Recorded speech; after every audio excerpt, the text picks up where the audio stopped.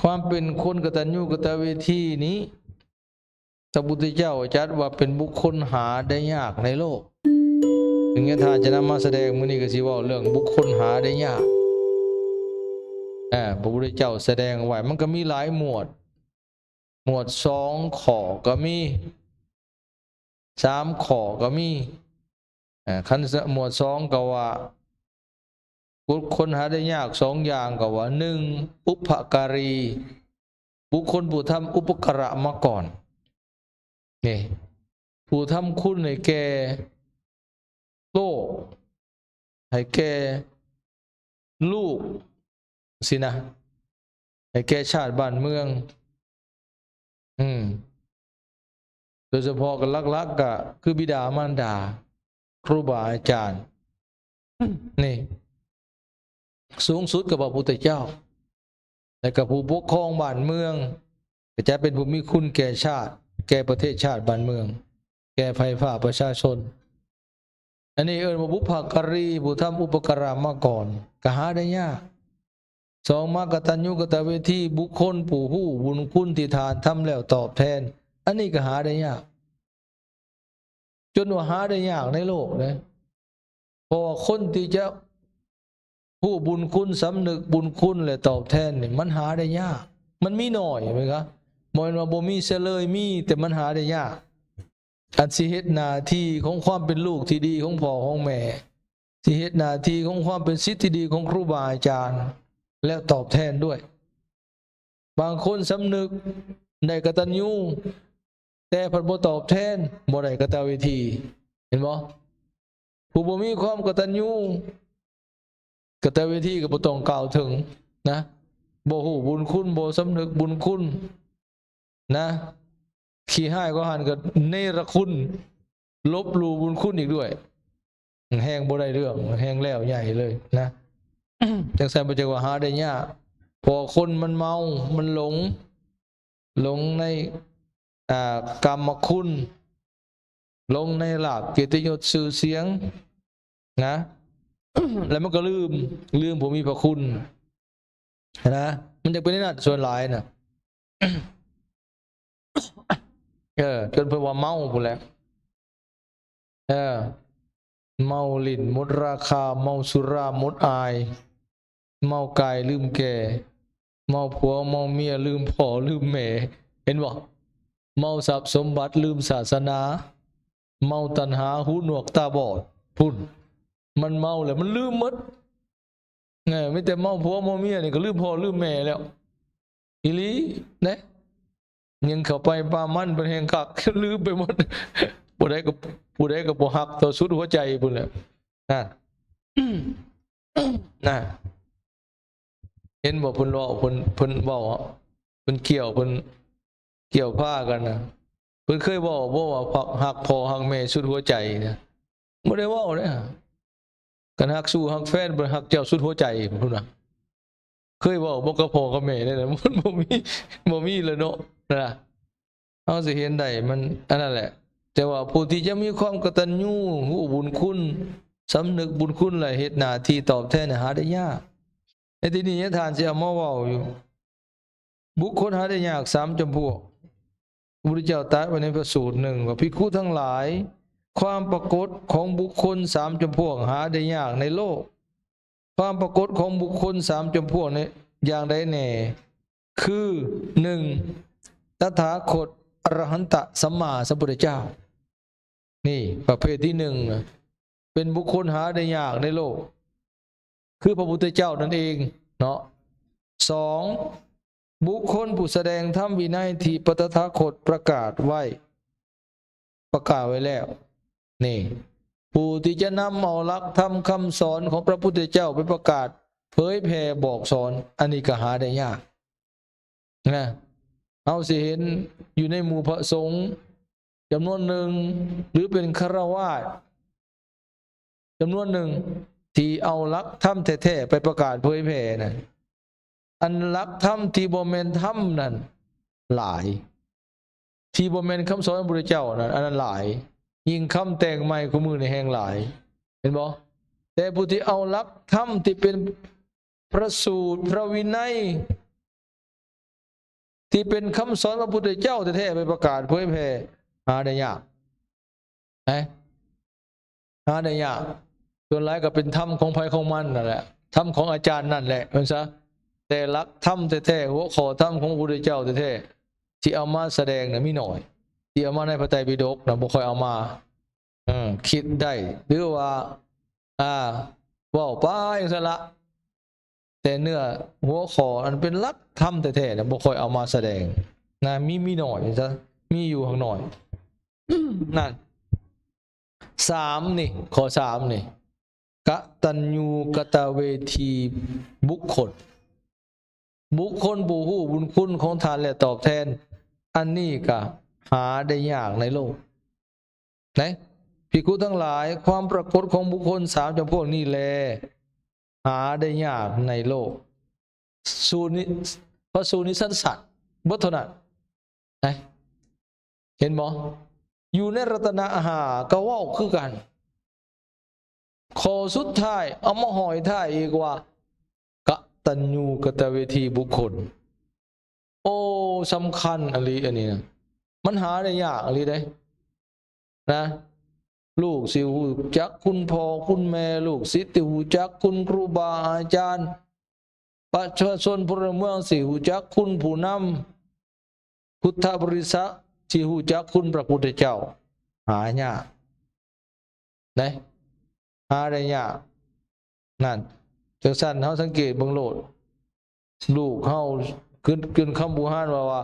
พ่อแม่2คนเลี้ยงลูก10คนได้ลูก10คน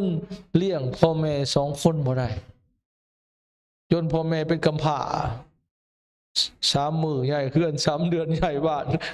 ไปอยู่น้ำข่อยหลายแม่ไปอยู่น้ำผู้นั้นแน่มาอยู่แต่น้ำข่อยเพราะว่าลาว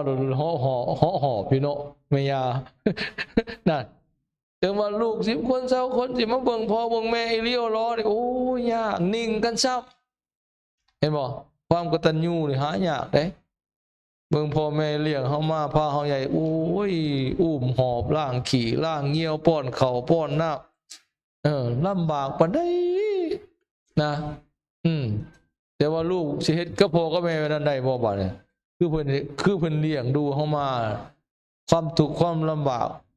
บ่ได้ยากความสกปรกเปื้อนเปอะต่างๆนั่นนะลูกเจ็บลูกไข้ซะโจมมีหั่นแล้วล้างขี้ล้างเหี่ยวสารพัดความลำบากแต่ว่าสิเฮ็ดได้บ่ตอบแทนระลึกถึงผู้มีพระคุณในพระพุทธเจ้าเพิ่นยกสูงแท้ๆโดยเฉพาะบิดามารดาแม้แต่พระสงฆ์นี่นะถ้าหากพ่อแม่ป่วยไข้นี่พระพุทธเจ้าอนุญาตให้ดูแลได้เลยพระสงฆ์นี่เลยไปดูแลไปบุรพัฒน์พัฒถากพ่อแม่ได้เลยถ้าบ่มีอาหารบิณฑบาตไปเลี้ยงได้เลยถ้าบ่มีผู้เบิ่งผู้แย่งบ่มีผู้จับผู้โจมเจ็บไข้ป่วยเป็นไปบุรบัตรักษาได้เลยไปป้อนข้าวป้อนน้ำอาบน้ำสำระร่างกายไปอุ้มไปโจมส้มลูกส้มนางได้เลยกลางพรรษาถ้าพ่อแม่เจ็บไข้สัตหะไป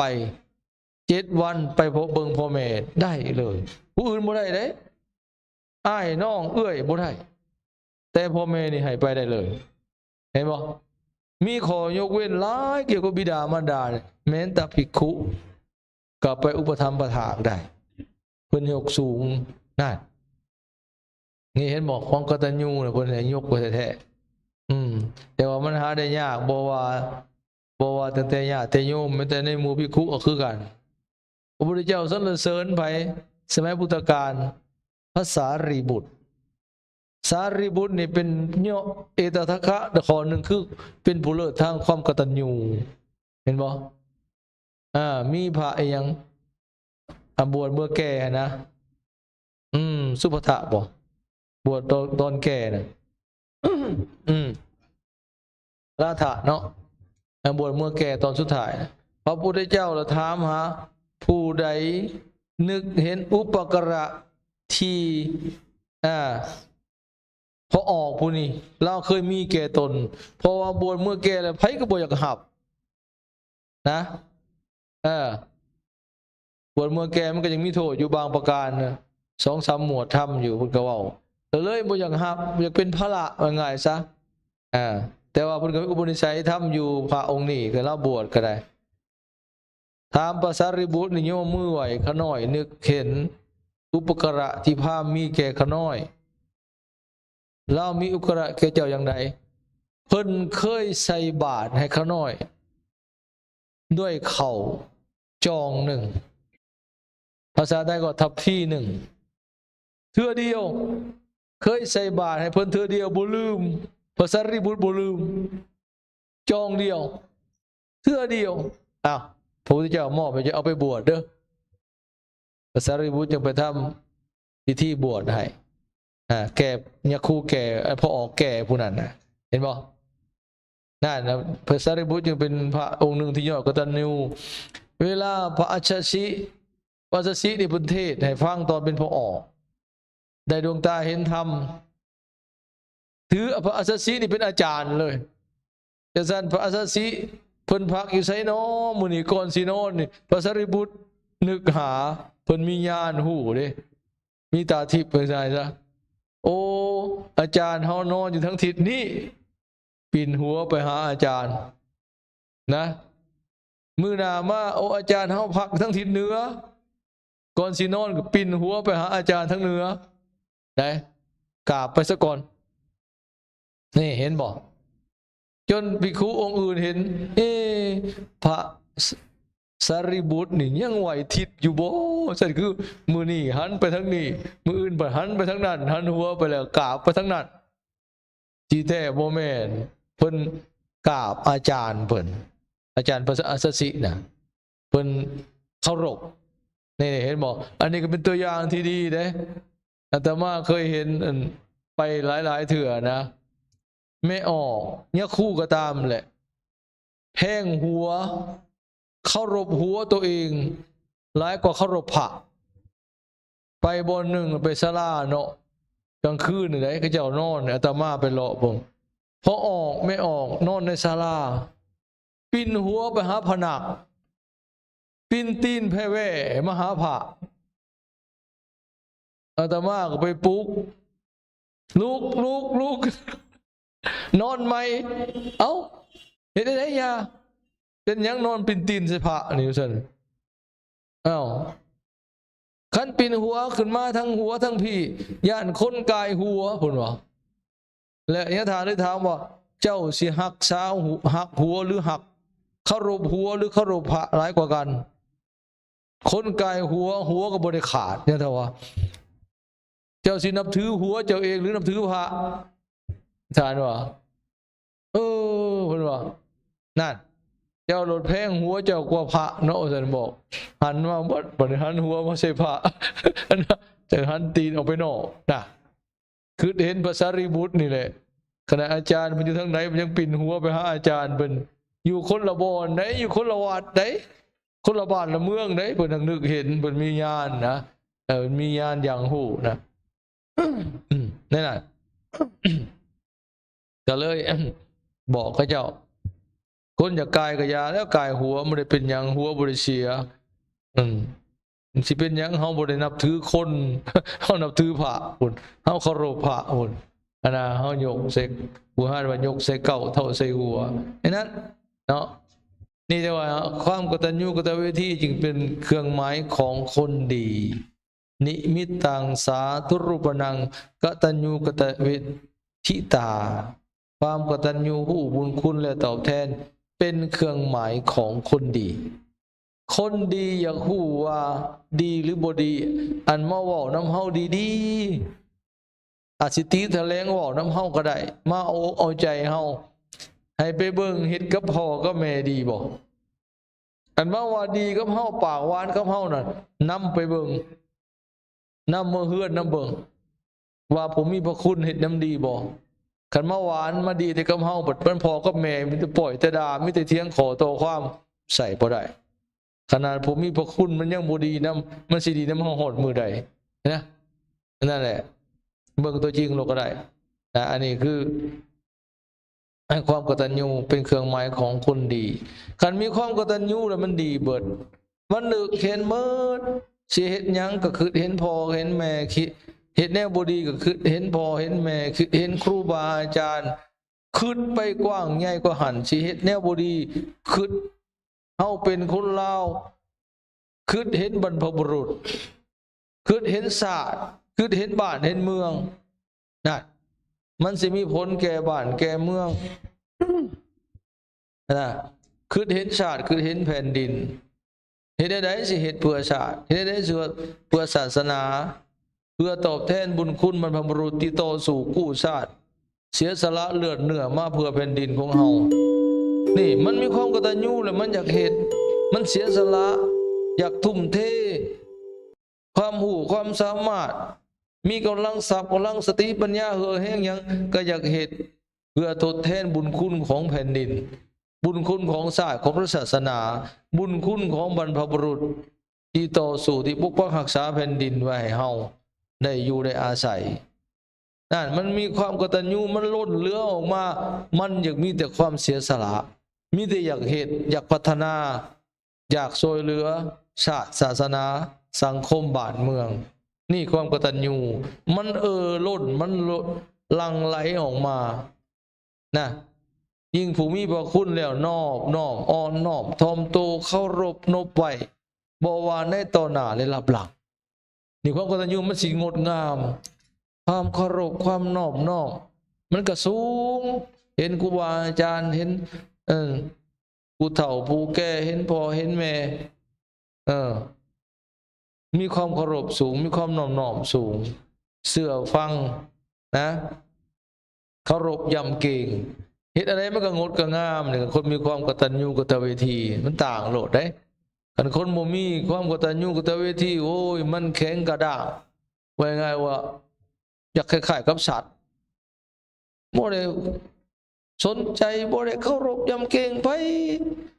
พ่อแม่เว้านำดีๆจนสินบสิไหวให้ด่าไหนอาตมาเห็นตัวหนึ่งว่าเคยมีเนรมาบวชน้ำตะกี้อยู่วัดโอมามีจัวหนึ่งแม่น่ะมาว่าน้ำลูกจังสันจังสี่เฮ้ยเฮ็ดคือว่าใช่แม่น่ะแม่น่ะว่าน้ำดีแม่น้ำตาโตขุกๆเนี่ยทาจนเอาไปสัมมนาหลังจากหันแม่แล้วเมื่อเอาไปสัมมนาไป2 ชั่วโมงเจ้าแล้วจะบอกกับแม่จังสันนะหายเอามาเตือนมาว่าเรานะแม่น่ะทั้งนบทั้งไหวแม่น่ะว้าวคอยจาน้ำอารมณ์มีแต่หายเข่งจักเพิ่นเครียดเพิ่นคมบ่ได้ใส่ว้าวทั้งกระแทกแดกดันใส่แม่เจ้าของบ่ได้หลังจากแล้วเอามาอบรมใหญ่ๆเลยนะมันลักษณะนั่นแหละมันคือจังว่าบ่เพิ่นบ่มีคุณหยังเกี่ยวกับตัวเองจักดีนะมาเบิ่งแล้วนะมันอันนั้นมันลักษณะของอกตัญญูแล้วก็แบบนั้นนะนี่เขาจะว่ามีความสำนึกเดี๋ยวว่ามื้อนี้คณะอปสแขวงอปสเมืองเพิ่นมีมาเต่าโฮมพระสงฆ์สามเณรและญาติโยม